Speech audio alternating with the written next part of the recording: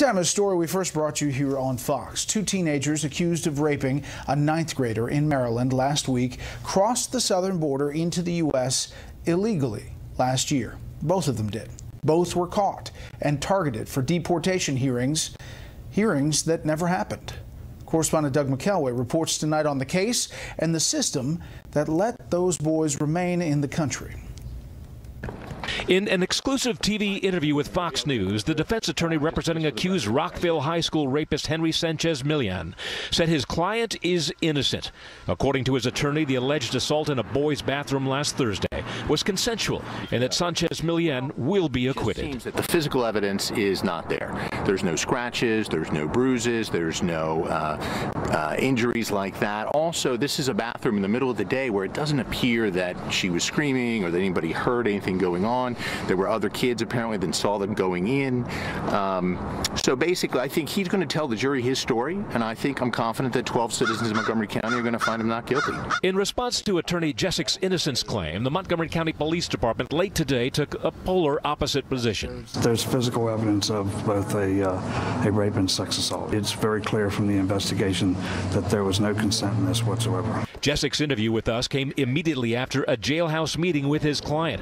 A full-blown, high-profile jury trial with one of the accused defended by one of Maryland's top-rated trial attorneys is likely to further inflame tensions in this already divided community.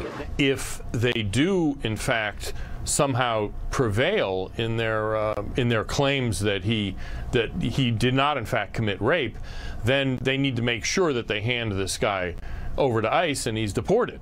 The rape charges have already inflamed the political battle, with House Judiciary Chairman Bob Goodlatte writing the Secretary of Homeland Security, blaming the Obama administration, quote, lacks immigration enforcement policies for the alleged rape, and demanding case history information on the two suspects.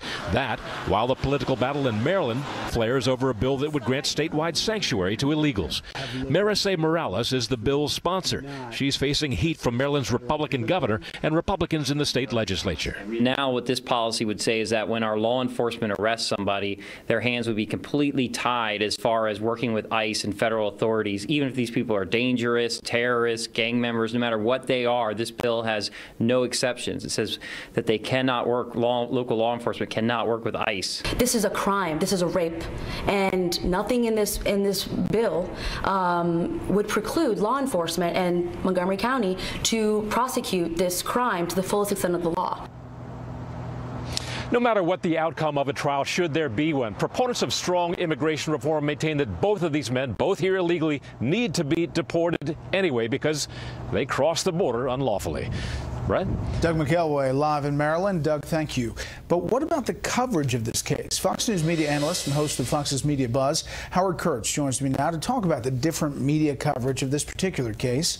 Good evening, Howard. How much coverage has this rape case received? It depends on where you look. The New York Times has done one story. USA Today put it on the front page, but there has been nothing on the network evening newscasts or morning shows, nothing in prime time on CNN or MSNBC, although CNN has done a couple of morning reports. On the other hand, Fox News has covered the case extensively in its news hours, including every night this week on Special Report. And at night, Fox's 7, 8, and 9 p.m. shows have devoted 53 minutes to the story.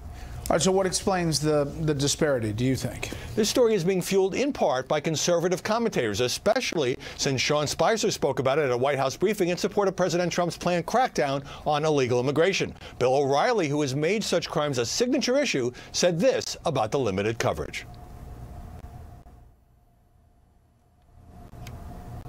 Years plus of journalism. A story of that magnitude ignored by the national media. We all know why. Illegal immigration is a political issue.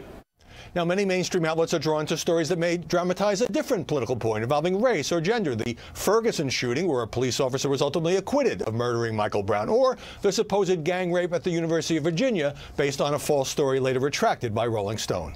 We've seen this disparity before. You had the Kermit Gosnell case in Philadelphia.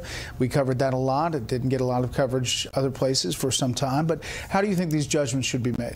Well, even horrible local crimes like the one at Rockville High School, Bret, are usually local stories. And in fairness, there's been an avalanche of national news this week, including the London terror attack and the hearings on the Neil Gorsuch nomination and the president's wiretapping claim. But, Bret, some crime stories unfold in a political context. As Doug just reported, the town of Rockville is considering adopting sanctuary city status, and Maryland's Republican Governor Larry Hogan has denounced legislation that would make Maryland a sanctuary state. That and the high-level White House attention might usually be enough to generate national headlines over an alleged rape in a high school bathroom.